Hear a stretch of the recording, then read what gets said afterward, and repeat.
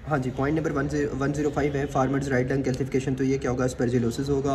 Basically जो farmers lung है या जिसमें गार्डनर की हिस्ट्री ली हो या फार्मर की हिस्ट्री ली हो, तो ये अस्परजिलोसिस का सिनेरियो होता है।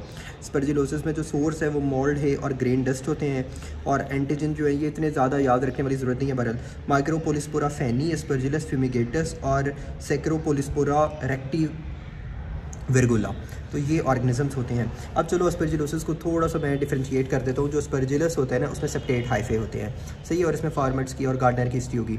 जो होते हैं ना ए सेप्टेट और नॉन सेप्टेट, वो एक ही बात है। ए सेप्टेट और नॉन सेप्टेट एक ही बात है।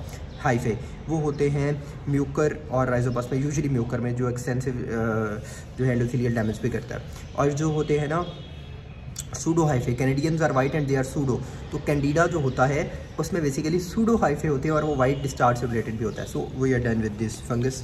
अच्छा, बर्ड्स पेंसियर्स लंग में क्या होता है, एवियन एक्सक्रीटा प्रोटीन्स और फीदर्स होते हैं। एवियन सीरम प्रोटीन्स उसका एजेंट है। बेसिनोसिस इंपॉर्टेंट, ये सिनेरियो आता है कॉटन इंडस्ट्री, टेक्सटाइल इंडस्ट्रीज जो होते हैं उसमें बेसिनोसिस। इनहेलेशन ह्यूमिडिफाइड फीवर जो होता है वो कंटेमिनेशन ऑफ एयर कंडीशनिंग से होता है। थर्मोफिलिक एक्टिनोमाइसीड्स जो होते हैं वो कॉज करते हैं। माल्ट वर्कर्स में अस्परजिलस क्लेवेटस होता है। इन्वेस्टिगेशन जो होती है कोई एसिनोफिलिया नहीं होगा। एक्सेप्शन क्या है उसकी, एबीपीए क्या होता है, एलर्जिक ब्रोंकोपल्मोनरी अस्परजिलोसिस। अस्परजिलस में बेसिकली क्या बनता है कि हाइपरसेंसिटिविटी रिस्पांस की वजह से लंग म्यूकस जो है उसमें ग्रोथ होती है और associated with asthma and cystic fibrosis और ब्रोंकिक्टिसिस कॉज करता है और एसिनोफिलिया शो होता है, एक फंगस बॉल बन जाता है ऐसे। अच्छा, now let's practice some MCQs. Farmers lung disease due to grain dust, farmer present with right lobe coin like mass, तो मोस्ट कॉमन क्या होगा, अस्परजिलस। एक और बात याद रखनी है कि कॉइन लाइक मैस जो होता है ना, इसका निमोनिक है कि ग्रैनी गेव मी कॉइन, तो ग्रेनुलोमा के अंदर बेसिकली कॉइन लाइक लियन होता है। ये भी एक एमसीक्यू है। Gardeners present with chronic cough chest X-ray shows 2.5 calcific mass, diagnosis क्या होगा, aspergillus. Farmers right lung calcification aspergillosis होगा।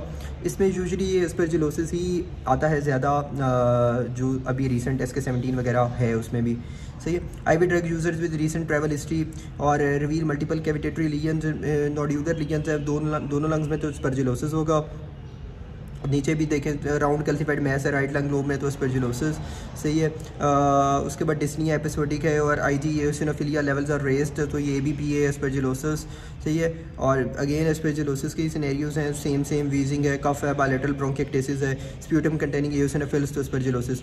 अब म्यूकर का क्या होता है, राइनोसाइनोसाइटिस। म्यूकर का क्या होता है, rhinosinusitis, invasion of lamina media, extensive endothelial damage. अभी थोड़ी देर पहले मैंने बताया था म्यूकर जो होता है इसमें ए सेप्टेट नॉन सेप्टेट हाइफे होते हैं और ये एक्सटेंसिव एंडोथेलियल डैमेज करता है। Thrombosis, most likely diagnosis mucormycosis.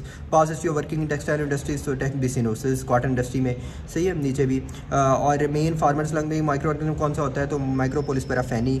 कफ फीवर है, chest X-ray, diffuse lung fibrosis, तो इनऑर्गेनिक डस्ट होगा लंग फाइब्रोसिस में कॉज, सर ये बड़ा इंपॉर्टेंट है, इनऑर्गेनिक डस्ट, सही है। अब non smoker present with progressive dyspnoea, X-ray shows diffuse intestinal patches all over the lung, breast examination normal, तो इनऑर्गेनिक डस्ट कॉज होगा। Man present with shortness of breast, X-ray shows diffuse interstitial fibrosis, तो ये likely cause होगा inorganic dust, sir inorganic dust होगा cause.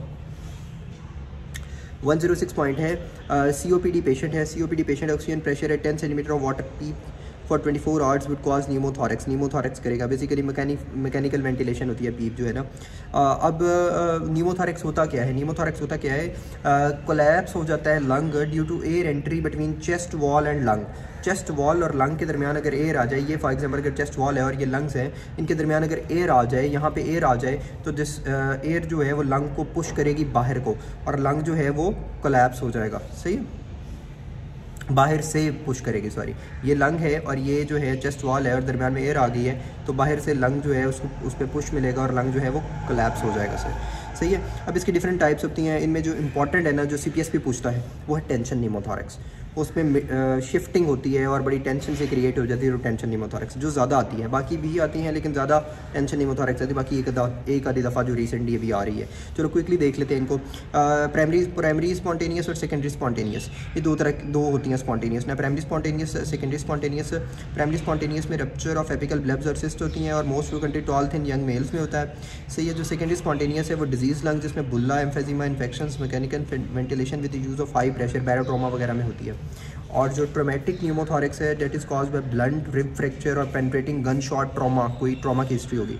और तीसरी जो है आखिरी टेंशन न्यूमोथॉरिक्स, क्योंकि पहले स्पॉन्टेनियस की 2 कर ली, फिर ट्रोमेटिक कर ली, अब tension.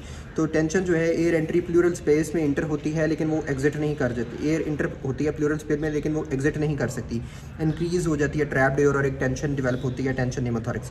Trachea deviate away from the affected lung, सही है। तो अब फॉर एग्जांपल एयर जो है वो एक जो है प्लूरल स्पेस में अकोमोडेट होगी और वो निकल नहीं सकती, तो यहाँ पे पड़ा है ट्रेकिया। तो ये जो है ये हवा की वजह से ये जो कैविटी है ये इंक्रीज़ करेगी और ये अफेक्टेड हो गया, तो ये कैविटी इंक्रीज़ करेगी और ट्रेकिया डेविएट हो जाएगा away from the affected lung से। चलो कुछ एमसीक्यूज कर लेते हैं। Patient with shortness of breath, trachea shifted to left side, absent sounds और right side, hyper resonant percussion right side. तो व्हाट इज डायग्नोसिस न्यूमोथॉरिक्स, ठीक है। फिर man gives history of 24 hours develop dyspnoea, goes into respiratory distress to spontaneous pneumothorax, lung collapse inward and chest sprung outward. तो ये trachea shifted towards left, अगर trachea shift हो रहा है left side पे तो राइट साइड न्यूमोथॉरिक्स होगा। There is a great chance of pneumothorax for formation of inserting CVP. तो इसको याद रखें, ये भी एमसीक्यू रिसेंटली SK 17 में आया हुआ है कि सीवीपी डालते हुए किस से ज़्यादा न्यूमोथॉरिक्स होने का राइटली इनटू द राइट सब क्लीमियन वेन, तो उससे चांसेस ऑफ न्यूमोथॉरिक्स इंक्रीज हो जाते हैं sir. Finding of pleura ruptured pneumothorax inward, lung collapse और आउटवर्ड, चेस्ट स्प्रंग आउटवर्ड, सही है। उसके बाद dyspnoea goes into respiratory distress to spontaneous pneumothorax. Regarding right side pneumothorax, atmospheric और प्लूरल प्रेशर जो है वो इक्वल हो जाते हैं।